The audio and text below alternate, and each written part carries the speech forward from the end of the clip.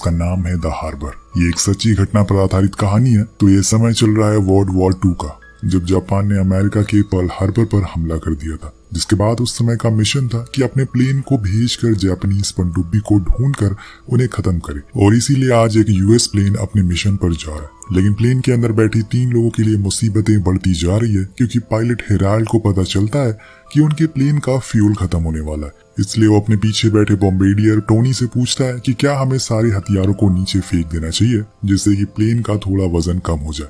तो वो उसके फैसले में हामी भरता है और इसीलिए वो कुछ बॉम्ब को बिना ऑन करे ही उन्हें नीचे फेंक देते हैं। इसके बाद वो अपने पीछे बैठे जेन नाम के रेडियो ऑपरेटर से पूछते हैं कि क्या किसी से कनेक्शन हुआ, लेकिन वो बताता है कि लड़ाई में हमारा एंटीना खराब हो गया, जिस वजह से किसी से भी संपर्क कर पाना मुश्किल है। हालांकि वो कोडिंग के जरिए भी मैसेज देने की कोशिश करता है, लेकिन तरीका भी काम नहीं आता। इसलिए हेराल्ड अब उन्हें कह देता है कि हमें कुछ न कुछ फैसला करना ही होगा, और इसीलिए वो फैसला करते हैं कि हमें समुद्र में ही अपना प्लेन लैंड कराना होगा। उसके बाद हमें अमेरिकन फोर्स बचाने जरूर आएगी। लेकिन उन्हें ये नहीं पता कि वो जिस समुद्र में क्रैश लैंडिंग करने वाले हैं वो असल में पैसिफिक ओशियन है, जिसकी लंबाई और गहराई का अंदाजा आज तक किसी को नहीं लगा। लेकिन तीनों ने फैसला कर लिया है, क्योंकि फ्यूल खत्म हो चुका है और दोनों ही इंजन बंद हो चुके। इसलिए अगले ही पल इनका प्लेन पानी में लैंड हो जाता है। अब यहाँ हेराल्ड तो बाहर आ जाता है, लेकिन उसके दोनों साथी अभी भी प्लेन में ही फंसे हुए थे। यहाँ हेराल्ड ऊपर आ जाता है, पर वहाँ प्लेन जितनी तेजी से नीचे जा रहा था, दोनों की धड़कनें उतनी ही तेजी से बढ़ती जा रही थी। लेकिन तभी उनकी बेल्ट खुल और इतने में वो तीनों ऊपर आ जाते हैं। ऊपर दोस्तों हेराल्ड ने प्लेन से निकाली हुई लाइफ बोट को खोल लिया था, फिर वो तीनों उस रात उसी बोट में गुजारते हैं। जब अगली सुबह होती है तो इनके सामने होता है अथाह समुंदर। दूर दूर तक कोई नहीं था, बस थे तो ये 3 लोग। लेकिन अब आगे जाकर कुछ ऐसे सर्वाइवल चीजें आएंगी जो शायद आपने किसी और कहानी में नहीं देखी होगी। क्या ये लोग सच में इस समुद्र में खुद को जीवित रख पाएंगे, ये सब हमें थोड़ी देर में पता चलेगा। अब पहले दिन की शुरुआत होती है और ये तीनों एक साथ ही बोट में जैसे तैसे खुद को एडजस्ट करते हैं। लेकिन इनके पास अब ना तो पीने का पानी है और ना ही खाने को खाना। ऐसे में जिस जगह पे खुद को जिंदा रख पाना आसान तो नहीं है। पर टोनी कहता है कि क्या पता कुछ ही देर में हमारे साथ ही हमें ढूंढने के लिए यहाँ पर जरूर आए। लेकिन यहाँ हेराल्ड को इस बात पर ज्यादा यकीन नहीं था। लेकिन दोस्तों कुछ देर बाद टोनी की ये बात सच हो जाती है। एक प्लेन इन्हें दिखाई देता है, तो हेराल्ड कहता है कि फौरन हमें अपना पैराशूट को खोलना होगा, तभी वो हमें देख पाएंगे। लेकिन जीन बताता है कि हमारे पास कोई पैराशूट है ही नहीं, क्योंकि वो तो पहले ही प्लेन के साथ नीचे डूब चुका है। इसलिए वो अपनी जैकेट उतारकर हवा में फैलाने लगते हैं। लेकिन इससे कुछ फायदा नहीं होता, क्योंकि इनकी बोट बहुत ही छोटी है। अगर इनके पास फ्लेयर होती तो शायद वो इसके साथ इन्हें देख पाते। पर आज ये पूरी तरह से खाली है। जितना भी सामान इनके पास था सब कुछ प्लेन के साथ समुद्र की गहराई में जा चुका है, और उसमें इनके खाने पीने का भी सामान था। साथ में कई सारे सेफ्टी टूल भी थे। यहाँ हेराल्ड सभी को कहता है कि वो लोग हमें ही ढूंढने के लिए आए थे, लेकिन अब उन्हें पता चल चुका है कि हम लोग जिंदा नहीं रहे, इसलिए वो दोबारा अब नहीं आने वाले। और अब वो लोग यहाँ पर फंस चुके हैं, उन्हें खुद ही कुछ करना होगा।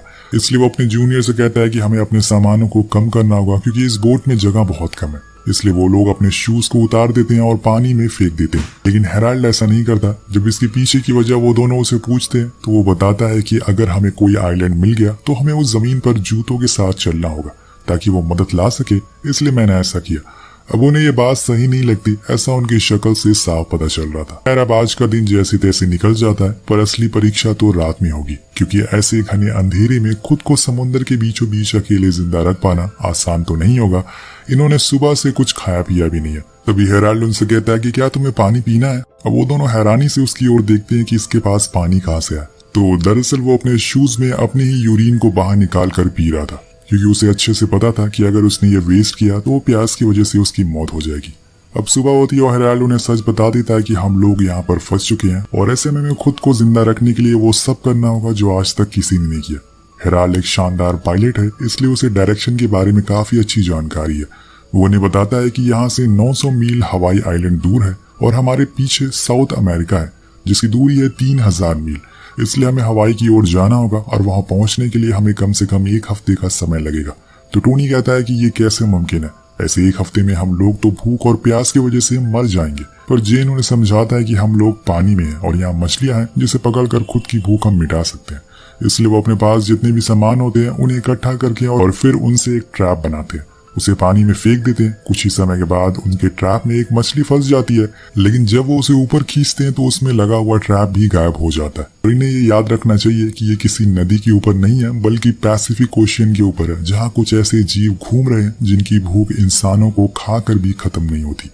इन सब चीजों के साथ इनका सामना झुलसा देने वाली गर्मी से भी होता है। इस गर्मी से बचने के लिए जेन पानी में कूद जाता है ताकि वो खुद को ठंडा रख सके, लेकिन उसकी इस हरकत से हेराल्ड खुश नहीं होता और उसे कहता है कि पानी में शार्क है जो तुम्हें खा सकती है, इसलिए फौरन वहां से बाहर निकलो। वो लौट आता है, लेकिन यहाँ धीरे धीरे करके समय बीतना शुरू हो गया था और इतनी मुशक्कत करने के बाद भी इनके हाथ एक भी मछली नहीं आती, ना ही इनके पास अब पानी है। इनकी हालत अब पहले से और खराब होती जा रही है, जो कि आप तीनों के चेहरे से साफ पता लगा भी सकते हैं। अब यहाँ टोनी को समुद्र का पानी देखकर लालच आने लगता है, उसे उसको पीने का मन करने लगता है और वो अपना पूरा मन बना भी लेता है, लेकिन हेराल्ड उसे समझाता है कि ये पानी नमकीन है, ये तुम्हारे शरीर को अंदर से खत्म कर देगा। और यहाँ टोनी की भी क्या गलती है, ये हालात ही कुछ ऐसे बन चुके हैं, उसे प्यास बर्दाश्त ही नहीं हो रही है। उसे अब कुछ भी समझ नहीं आ रहा कि आखिर करा तो करा क्या जाए। यहाँ हेराल्ड उसे कहता है कि ये जो कुछ भी हो रहा है ये सब मेरी गलती है, क्योंकि मैंने उस सबमरीन के ऊपर से जहाज को उड़ाया था और फिर हम रास्ता भी भूल गए, जिसकी वजह से फ्यूल खत्म हो गया। पर जेन कहता है कि इसमें हमारी कोई गलती नहीं है, रेडियो कंट्रोल ने हमारे सवालों का कोई जवाब ही नहीं दिया, जिसके कारण आज हम यहाँ पर फंस चुके हैं।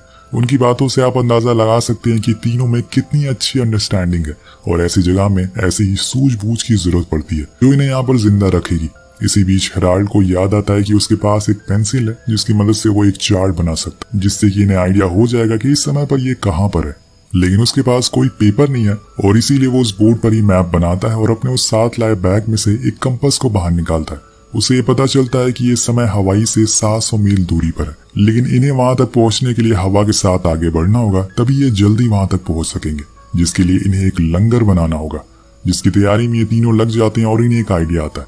वो अपनी लाइफ जैकेट को फाड़ कर उसे एक लंगर बना लेते हैं और फिर उसे पानी में डाल देते हैं, जिसके बाद जैसे ही उसका संपर्क हवा और पानी से होता है, वो अपने आप ही इनकी बोट को आगे की ओर ढकेलना शुरू कर देता है। लेकिन ये चीज तभी तक कारगर है जब तक किसी शार्क की नजर इनके लंगर पर ना पड़े। जैसे ही शार्क ने इन्हें देखा तो वो लंगर बेकार हो जाएगा और खतरा बढ़ जाएगा, जो हर एक आम आदमी करता है, यानी कि गॉड से प्रे करना, क्योंकि उन्होंने अपनी पूरी ताकत लगा दी थी। बाकी अब ऊपर वाले के हाथ में है, तीनों हाथ जोड़ लेते हैं और अपनी सलामती की दुआ मांगते हैं। लेकिन यहाँ टोनी कहता है कि गॉड, हमें पानी की सख्त जरूरत है, इसलिए बारिश करवा दीजिए। और इसके बाद बस सभी इसी उम्मीद में बैठ जाते हैं कि इनकी प्रे को ऊपर वाला सुन लेगा। लेकिन हेराल्ड एक सीनियर पायलट है, इसलिए वो अच्छे से समझता है कि माहौल को अगर अच्छा रखा जाएगा तो उनके लिए समय गुजारना आसान होगा, और इसीलिए वो वहां पर हंसी मजाक करना शुरू कर देता है और अपने रिक्रूटमेंट के दिनों की यादों को उनके साथ शेयर करने लगता है, जिससे एक अच्छा माहौल बन जाता है। कुछ समय के बाद फिर से अंधेरा हो जाता है और इसी में टोनी को एक बुरा सपना भी आता है, पर जैसे ही उसकी आंख खुलती है उसके चेहरे पर उसकी दुआओं का असर दिखना शुरू हो गया था। जी हाँ दोस्तों, बारिश होने लग गई थी। तीनों ये देखकर बहुत ही खुश थे, क्योंकि उनके लिए ये पानी किसी अमृत से कम नहीं है और ये किसी अनमोल समय जैसा वक्त है जिसे ये कभी भी भूल नहीं पाएंगे। तीनों ही बारिश को खूब एंजॉय करते हैं और पानी भी पी लेते हैं। अब हर अंधेरे के बाद उजाला भी आता है, जो इनके लिए मुसीबत बनकर आता है, क्योंकि जेन बहुत ही दिनों से कोशिश कर रहा है कि कोई मछली को पकड़ सके, क्योंकि सिर्फ पानी से प्यास बुझ सकती है, भूख नहीं, और इसीलिए वो अपनी कोशिश में लगा हुआ है मछली पकड़ने में। पर हेराल्ड कहता है कि तुम अपना समय बर्बाद कर रहे हो, क्योंकि तुमसे ये तो होने वाला नहीं है। तो जेन जवाब देते हुए कहता है कि मैं एक अमेरिकन हूँ और हमारे अमेरिका में जो काम असंभव होता है हम उसे ही संभव कर देते हैं। ये कहकर वो अपने जेब से चाकू निकाल लेता है और उसे देखकर हेराल्ड फौरन चाकू को अंदर रखने को कहता है, क्योंकि अगर उस चाकू से हल्की सी भी खरोच उनकी बोट पर लग गई तो वो लोग अपनी बोट को खो देंगे। लेकिन वो नहीं सुनता और पानी में उसको मारने लगता है। तभी वो जाकर किसी चीज में अटक जाता है। उसे लगता है कि उसने गलती कर दी, क्योंकि ये बोट भी हो सकती है। अब हेराल्ड तुरंत उसके पास आता है और उसे चाकू वहीं लगे रहने को बोलता है। लेकिन कुछ ही देर बाद जेन को पता चलता है कि ये असल में शार्क का बच्चा है और आज उनकी लॉटरी लग गई है, जिससे वो खींच कर बाहर निकालते हैं और उसे बीच से काटते हैं। दोस्तों, यहाँ से तकरीबन 13 दिनों बाद आज इन्हें खाना मिला है और वो उस शार्क के बच्चे को कच्चा ही खाना शुरू कर देते हैं, जिससे इन्हें थोड़ी सी एनर्जी मिलती है और इनके अंदर एक हौसला भी बढ़ता है। खाने के बाद हेराल्ड बताता है कि जब मैं यहाँ से घर वापस जाऊंगा तो मेरी वाइफ मुझे बहुत डांटेगी, क्योंकि मैंने अपनी बेटी का जन्मदिन मिस कर दिया। तो वहीं जेन कहता है कि मेरी शादी तो हुई नहीं है, लेकिन मैं एक लड़की से प्यार जरूर करता हूँ और उससे जल्द ही शादी करने वाला हूँ। पर टोनी इन सभी के बीच में कुछ नहीं बोलता क्योंकि उससे प्यार करने वाला कोई नहीं है, वो बिल्कुल अकेला है। अब जेन उसे मायूस देखकर कहता है कि कोई बात नहीं, जब तुम घर जाना तो मेरी बहन को डेट कर लेना, तुम एक अच्छे इंसान हो और उसे किसी अच्छे लड़के की तलाश है। ये तीनों बात कर ही रहे होते हैं कि तभी इन्हें कुछ हलचल सुनाई देती है और ये खतरे की घंटी थी क्योंकि इनकी बोट के नीचे शार्क आ चुकी थी। उसे मरे हुए शार्क के खून को स्मेल कर लिया था। ये तीनों चौकन्ना हो जाते हैं पर वो उन्हें कुछ नहीं करती और कुछ ही समय बाद वहां से चुपचाप चली जाती है। शायद आज इनकी किस्मत अच्छी थी, लेकिन ऐसा बार बार नहीं होने वाला है। और यही बात हेराल्ड उन्हें बताता कि ये पैसिफिक ओशियन है, यहाँ पर दुनिया के कुछ सबसे बड़े समुद्री जीव पाए जाते हैं जिनसे हमें बचकर रहना है। अब धीरे धीरे करके फिर से एक बार समय बीतना शुरू हो जाता है, जिसके साथ इनकी फिर से वही हालत हो जाती है जो कुछ दिनों पहले थी, क्योंकि इनके पास एक बार फिर खाना खत्म हो चुका था और अब ये किसी भी मछली को पकड़ने के लिए थोड़ा सोचेंगे क्योंकि ऐसा करने में वो शार्क फिर से दोबारा इनके पास आ सकती है। तभी जेन को कुछ दिखाई देता है, शायद वो कोई आइलैंड हो सकता है, लेकिन जब टोनी देखता है तो उसे वहां पर कुछ भी दिखाई नहीं देता। अब ये लोग पिछले एक हफ्ते से भूखे प्यासे हैं, तो आपको ऐसी चीजें देखना शुरू हो जाती है। अब ये तीनों पिछले एक हफ्ते से भूखे प्यासे हैं और इन्हें ऐसी चीजें दिखना शुरू हो जाती है जो रियलिटी में एग्जिस्ट करती नहीं। अब यहाँ पर जेन अपना आपा खोना शुरू कर देता है। वो टोनी से उसकी बंदूक मांगता है, पर वो क्यों मांग रहा है ये टोनी को पता नहीं है। शायद वो खुद को मारना चाहता हो, लेकिन वो उसे इतना जरूर कहता है कि चुप रहना। जिसके बाद वो हेराल्ड के साइड में बैठे एक पंछी को देखता है और वो उसी बंदूक से उसे शूट कर देता है। वो चिड़िया दूर जाकर गिरती है, वेल यहाँ उसका खून हेराल्ड के मुंह पर गिर जाता है, जिससे कि उसकी आंख खुल जाती है। वो फौरन जाकर उस चिड़िया को पानी से लाने लगता है, लेकिन इतनी देर में इन दोनों की नजर दूर से आ रही एक शार्क पर पड़ती है। तो हेराल्ड को और तेजी से ऊपर आने को कहते हैं। समय रहते ही ये कैसे भी करके ऊपर चढ़ जाता है और वो शार्क इनकी राफ्ट के नीचे से गुजर जाती है। और ये दूसरी बार था जब इनकी जान बची थी। अब 15 दिनों के बाद एक बार फिर इनके हाथ में कुछ खाने को लगा था। ये अपना पेट भरते हैं, पर यहाँ तीनों का मानसिक संतुलन बिगड़ने लग गया था। इतने दिन पानी में ऐसे रहकर ये बात टोनी जानता था कि ऐसी हालत में खुद को काबू रख पाना आसान नहीं है, इसलिए वो उस बंदूक की बची हुई सारी गोलियों को पानी में फेंक देता है ताकि कोई किसी दूसरे को नुकसान ना पहुंचाए और ना ही खुद को।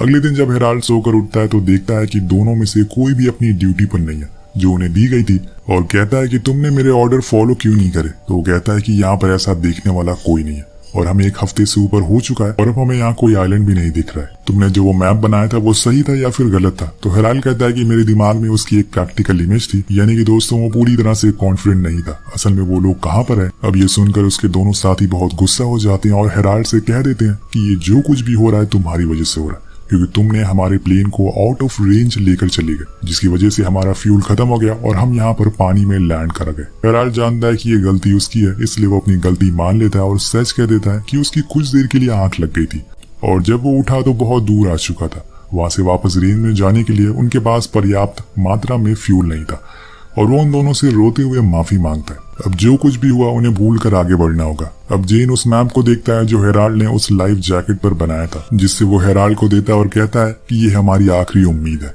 लेकिन यहाँ हेराल्ड को एक आइडिया आता है। वो अपने शूज को फाड़ देता है और फिर उसके सोल को एक चप्पू की तरह इस्तेमाल करता है और फिर वो लोग अपनी बोट को आगे बढ़ाना शुरू करते हैं। यहाँ पे हेराल्ड सभी से वादा करता है कि जैसे ही वो घर पहुंचेगा वो सभी को एक 5 स्टार होटल में पार्टी देगा। पर यहाँ अभी भी ये सफर लंबा था क्योंकि एक चप्पू की मदद से समुद्र को पार नहीं किया जा सकता। इन्हें यहाँ पूरे 30 दिन बीत चुके हैं, पर अब ये जिंदा लाश की तरह बन चुके हैं। इन्हें अब कुछ भूलने में भी तकलीफ हो रही है और वो इस कदर कमजोर हो चुके हैं जो इनके शरीर को देखकर आप अंदाजा लगा सकते हैं। लेकिन न जाने अभी कितने दिन इन्हें यहाँ पर गुजारना है और पता नहीं ये सच में घर पहुंच पाएंगे या फिर नहीं। उसी रात एक बार फिर से ऊपर वाला इनके ऊपर मेहरबान होता है और बारिश हो जाती है, जिससे इन्हें बहुत फायदा होता है। लेकिन तभी वहां पर एक बहुत बड़ा तूफान भी आ जाता है जिसमें इनकी राफ्ट भी पलट जाती है।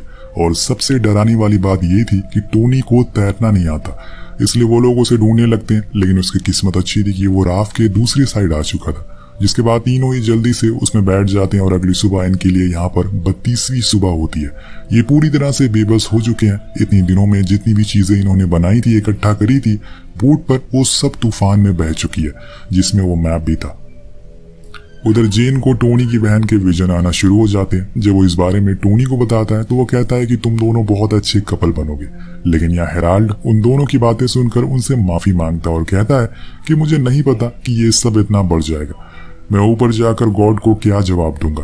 तभी टोनी उठकर बैठ जाता है और कहता है कि हम लोग बहुत आगे आ चुके हैं, अब हार हम नहीं मान सकते, इसलिए वो अपने हाथ को चप्पू की तरह इस्तेमाल करने लगता है और उसे देखकर वो दोनों के अंदर भी एक जोश आता है और वो भी उसके साथ देने लगते हैं। ऐसे ही करते करते 2 दिन बीतने लगते हैं और इनके पास अब इतनी ताकत नहीं बचती कि ये बैठ भी सके। जेन तो पूरी तरह से मर ही चुका था।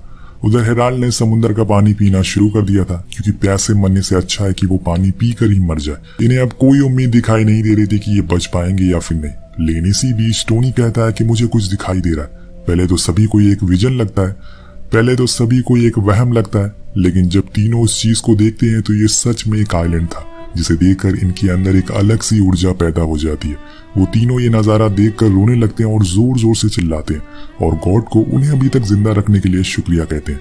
अभी अपने हाथों का इस्तेमाल करके वहां तक पहुंच जाते हैं और जब ये आइलैंड पर अपना पहला कदम रखते हैं तो ये एक सुकून सा महसूस करते हैं। समुद्र में पूरे 34 दिन बिताने के बाद, जो कि इन्हें समुद्र में 34 दिन बिताने के बाद मिला था। शायद टोनी की होप थी जो इन्हें यहाँ तक ले आई, वरना हेराल्ड ने तो कब का हार मान लिया था। देखते हैं कि दूर एक झोपड़ी है जहाँ पर कुछ लोग हैं जो इनकी मदद कर सकते हैं और कुछ इस तरह से ये लोग जिंदा बच पाते हैं। कहानी के आखिर में हमें बताया जाता है कि इन्होंने पूरा 1 महीना उस समुद्र में गुजार दिया, फिर 20 फरवरी 1942 को जिंदा बच गए। इनकी बहादुरी के लिए सभी को ब्रेवरी अवार्ड से नवाजा गया था। 1946 में जेन ने टोनी की बहन फ्रांसिस से शादी भी कर ली और हेराल्ड ने अपने वादे के मुताबिक इन दोनों को एक बड़े से होटल में पार्टी भी दी। इसके बाद हम इनकी कुछ असली तस्वीरों को भी देखते हैं, जिसके साथ ये कहानी यहीं पर खत्म हो जाती है। वेल दोस्तों, इस कहानी से यही सीख मिलती है कि जितनी भी मुश्किलें आए कभी भी हार मत मानिए। क्या पता अगली सुबह आपके लिए एक नई उम्मीद लेकर आ जाए। आपको कहानी कैसे लगी नीचे कमेंट करके जरूर बताइएगा।